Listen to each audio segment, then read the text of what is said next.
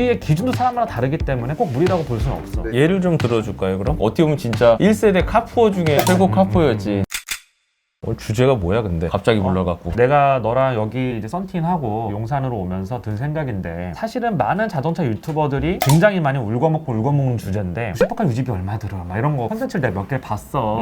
사실 이걸 찍는 가장 큰 이유는 요즘에 내가 콘텐츠 찍기가 너무 귀찮아서 앉아서 좀 찍고 싶어서. 사실 솔직하게 얘기하면 그래요. 솔직하게 얘기하면 그렇고, 미술이나 어떤 터스신잡을 앉아서 찍으려면 공부를 좀 해야 돼서 좀 시간이 좀 걸리니까. 어쨌든 현석이도 그렇고 나도 그렇고 자동차 이 바닥이라고 하면 표현이 좀 그렇지만 이 시장 이 바닥에 10년 정도 있었으니까 차도 나도 많이 타봤었고 내 명의로, 그리고 현석이도 많이 차를 바꾸고 타봤었고, 또 직접 탄 게 아니더라도 간접적으로 지인들도랑 많이 아니까 이거에 대해서 얘기를 좀 해줄 수 있을 것 같아서. 뭐 어떻게 생각해? 여기서 제일 핵심이 되는 질문이라고 하면은 슈퍼카 동호회나 스포츠카 동호회 그리고 이제 고급 차량들 동호회에서 거의 하루에 한 5건씩은 꼭 올라오는 질문이 있어. 근데 유지비 얼마 되나요? 그러면서. 그거보다 더 재밌는 게 제가 월 수익이 얼만데 박스터를 탈 수 있을까요? 아니면 제 자산이 얼만데 이 차를 탈 수 있을까요? 근데 그게 질문 자체가 말도 안 되는 질문이죠. 좋은 질문이 있어야 좋은 답이 나오는 건데 사실 답이 어디 있겠습니까 그게. 화산하지 않을 정도면 그냥 뭐 탈 수도 있는 거고, 정말 무리를 해서 타시는 분들도 있고 여유가 있는데도 그냥 자기는 이렇게 생각했으니까 안 타시는 분들도 있고, 여러 종류의 사람들이 있는 거지 답이 있다고 생각하진 않아요. 현실적으로 내가 얘기하고 싶은 거는 이런 게 있는 것 같아. 외부자와 내부자 시선에 따라서 보는 게 좀 다른 것 같아. 어떤 말이냐면, 외부에서 봤을 때는 굉장히 대단해 보이고 엄청 화려한 삶 같고 그렇지만 내부자로 들어와서 보면 사실 별거 없거든. 별거 없다는 게 그냥 재미가 떨어지고 감흥이 떨어지고 이런 얘기가 아니라, 정말 대단하신 분들도 있지만 아닌 사람들이 훨씬 많아. 무리를 해서 타시는 분들도 많고, 무리의 기준도 사람마다 다르기 때문에 꼭 무리라고 볼 수는 없어. 예를 좀 들어줄까요 그럼? 제가 처음에 신차를 구매해서 탔던 게 BMW 3 시리즈였는데 대학생 때 진짜 영끌을 해서 샀던 거지. 어떻게 보면 진짜 1세대 카푸어 중에 최고 카푸어였지. 2잡 3잡 해갖고 밤에 자려고 눈을 감으면 그 차를 타고 있는 내 모습이 계속 떠오르는 거야. 며칠만 더 일하면 처음에 이제 보증금이라고 하죠. 근데 리스랑 이런 것도 몰랐어. 그래서 할부로 처음에 이제 살려고 알아보다가 결국에는 이제 할부로 샀지. 한 180만 원씩 36개월인가 하고 초반에 한 1,500만 원인가 내고 그때 샀던 것 같은데, 290 320i였어. 또 D를 사고 싶긴 한데 D는 조금 더 비쌌어 그 당시. 산 날은 너무 좋았는데 할부를 갚기 위해서 내 모든 거를 이제 팔아야 된 거야. 시급 되게 적은 아르바이트를 하다가 더 고가의 일을 하기 위해서 되게 많은 일을 했었는데, 생성성 알바 실험이라고 해서 유명 제약사들이 외국 거를 이제 사람들한테 인체 실험을 하잖아. 그럼 이제 하루에 피를 보통 한 15번씩 이틀에서 한 30번 정도 뽑거든요. 약간 이야기가 듣다 보니까 왠지 자기 불쌍한 코스프레로 또 흘러가는 것 같은데 이걸 듣고자 했던 거 하여튼 뭐 카푸어라고 하니까 내 얘기를 하나 해주자면, 피를 빼가면서까지 나는 되게 타고 싶었던 시절이 있어서 그렇게 해서라도 탔던 적이 있었고, 뭐 이거는 근데 돈이 있고 없고를 떠나서 자기가 되게 갖고 싶은 게 있으면 해도 된다라고 난 생각은 해. 어차피 자기의 가치관이고 자기의 삶이잖아. 근데 일반적으로 근데 이렇게 하는 게 나중에 봤을 때 그렇게 썩 좋진 않다. 현석이가 오늘도 이제 또 다리도 피해가는 모기도 피해가는 그런 컨셉으로 가고 있는데, 유지비부터 먼저 정리를 하자. 유지비 같은 경우는 어마어마하게 많이 들 것 같지만 실제로 별 들지가 않아요. 2000년대 초반이나 90년대 슈퍼카들은 고장도 잦았고 진짜 수제로 만들었고, 그러다 보니까 유지비가 많이 들었고, 또 해외에 비해서 국내가 너무 깜깜이 시장이어서 취급하는 데도 없다 보니까 워낙 눈탱이를 많이 쳤어요. 200만 원에 수입한 부품을 800만 원에 팔아먹고 막 이랬었어요. 그때는 공업사들이 너무나 눈탱이를 많이 쳤고 또 보험 사기도 많이 했었고, 그러다 보니까 보험 수가도 되게 많이 올라가게 됐고 표준화도 안 되고, 그러다 보니까 굉장히 유지비가 비싸다, 악명 높다, 페라리는 한번 타면 맨날 세워놓고 정비 받아야 된다 이야기들이 있었는데, 실제 2008년 이전에 출고됐던 페라리들은 그런 차들이 좀 많았어. 람보르기도 마찬가지고. 근데 요즘에 나오는 슈퍼카들은 세단하고 똑같아요. 예를 들어서 일반 세단 같은 경우는 3만에서 5만 킬로 정도 타이어를 쓴다라고 하면, 슈퍼카는 좀 빡세게 타면 2만 킬로 정도에 갈아주는 경우가 많고, 근데 그게 연 단위로 봤을 때에는 사실 중요한 영향을 미치지 않는다라고 저는 생각을 해요. 예를 들어서 내가 페라리 신차로 샀는데 그걸 1년 단위로 쪼개가지고 애니얼리하게 이렇게 좀 계산을 해보면, 이게 유지비가 1년에 뭐 1000만 원이 드나 300만 원이 드나 500만 원이 드나 1년에 몇백만 원 차이면 사실 그게 중요한 차이가 아니잖아요. 아주 오래된 구형차를 연끌해가지고 사시는 분들은 몇백만 원 차이가 되게 중요할 수 있지만 3, 4억짜리 차를 사시는 분들한테 중요한 차이가 아니기 때문에 그 정도의 유지비를 내는 게 어마어마한 사람들만 낼 수 있는 것도 아니고,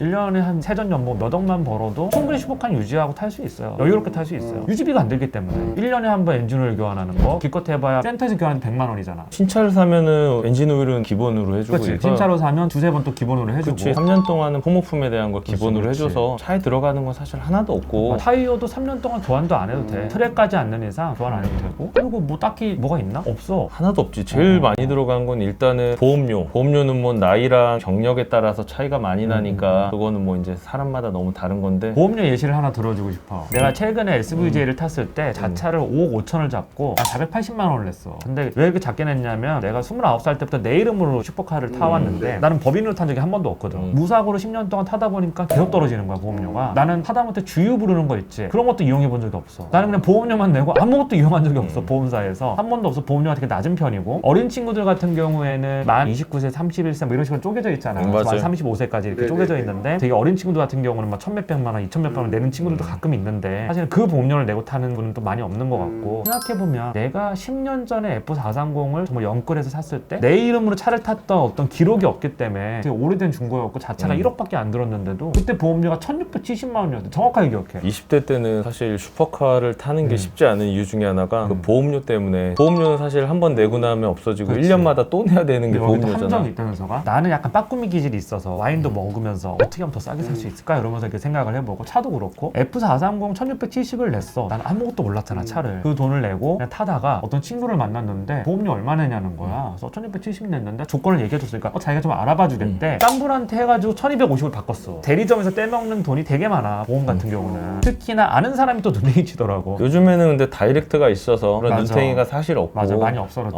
요즘에는 형이 말한 대로 20대는 보통 1,500에서 2,000 정도. 이게 제일 나는 유지비 중에 제일 크다고 보고 보험이 제일 커, 의외로. 맞아. 세금은 얼마 안 나와. 배기량에 따라 나오잖아. 우리나라는 특이하게도 세금이 배기량에 따라 나와. EQ 900, 5.0 그 차가 페라리보다 많이 나와. 3.9리터니까 배기량에 따라 매기는 이게 되게 구닥다리 같은 기준이거든. 말도 안 되는 기준이거든, 사실 이게. 옛날엔 배기량이 높으면 무조건 더 그렇지. 비쌌으니까. 그런 관습에 따라서 매기는데 어쨌든 많이 나와봤자 뭐 1년에 180만 원? 200만 원 나오나? 그러면 이렇게 해보자. 뭔가 특정 사람을 정해서 그 사람이 차를 사서 팔기 전까지의 감가에 대해서 한번, 그게 어떻게 보면 유지비가 될 수 있으니까 뭐 한 25살의 오너가 람보르기니 우라칸 정도의 신차 한 3, 4억짜리를 차서 3년 뒤에 팔았을 때 얼마를 드리고 얼마가 깎였는지 우리가 한번 계산을 해볼까? 우리가 이제 알았던 내용을 가지고. 대충 내가 그것도 예전에 해봤었는데 4억짜리 차를 신차로 사서 3년 동안 유지해서 팔면 1년에 날아가는 돈이 그래도 한 6천 정도는 되는 것 같아. 만약에 우라칸을 4억에 샀다고 치자. 한 16년식 기준으로 해서 취득세가 일단 7%가 나오니까 2,800만 원은 일단은 사는 순간 없어지는 거니까. 그리고 그 차를 가지고 있으면서 1년에 내는 보험료가 한 1,500만 원 정도 될 거야. 1000으로 하자, 1000으로. 25세 사는 사람 거의 없으니까. 그럼 이 그럴까? 영상을 보는 25세 나 우라칸을 사겠어 이러면서 되지 않잖아. 1000 너무 많다. 800, 30대면 800. 800까지 하자.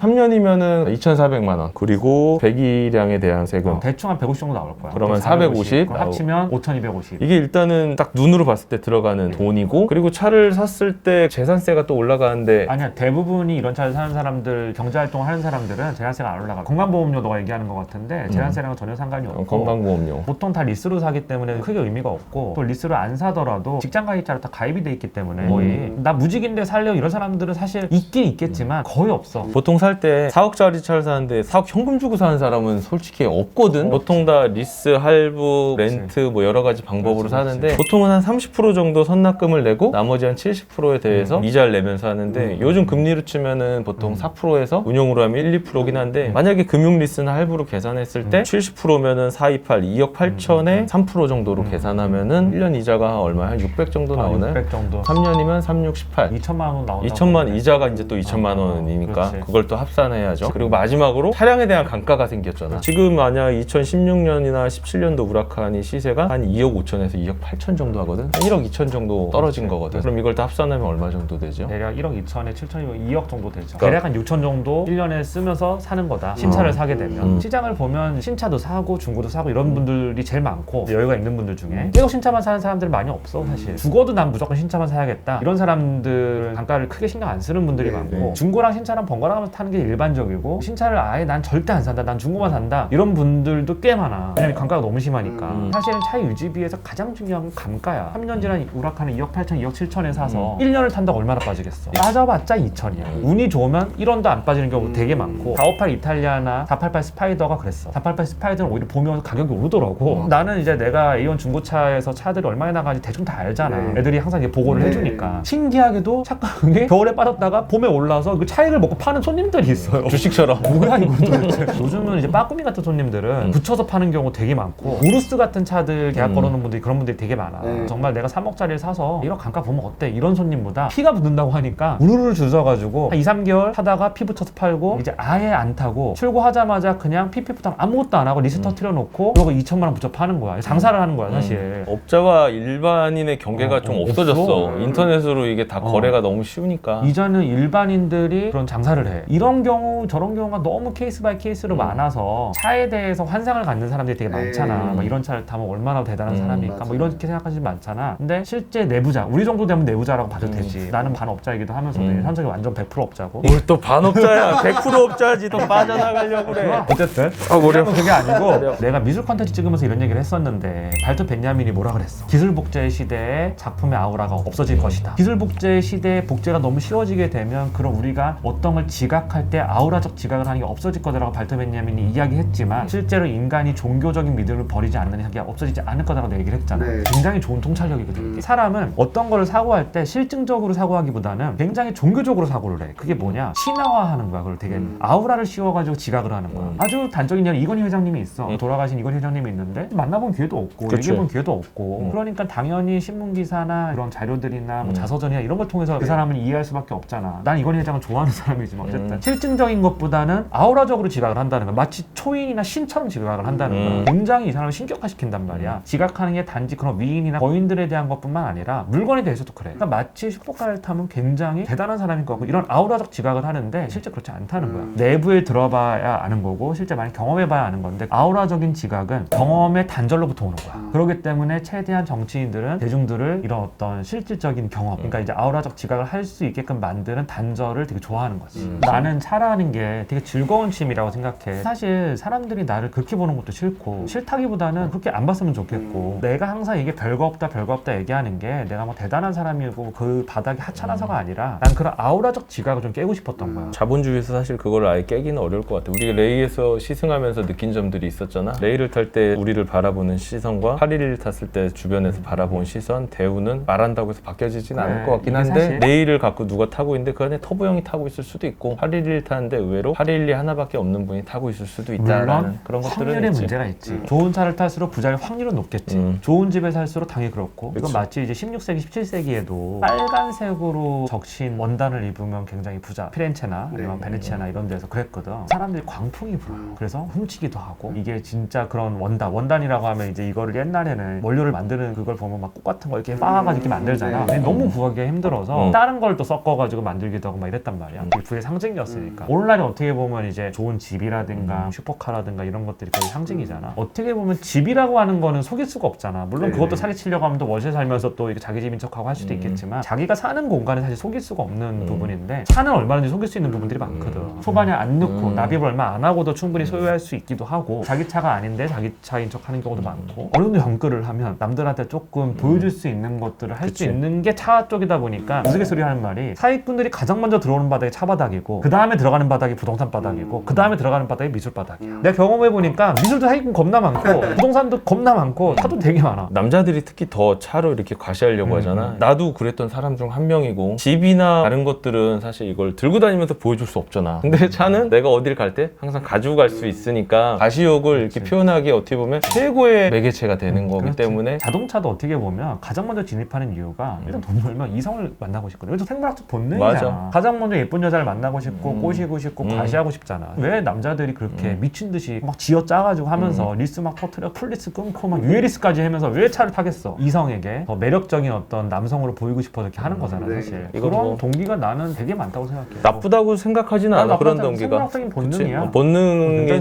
본능이고. 의해서 사는 거지. 자기 삶이 막 힘들어지면서까지 라면을 먹으면서까지 BMW를 타고 이런 거는 이제 좀 안타까운 일이죠. 생각보다 많다. 눈물이 나려고 그래. 내 얘기 같아서.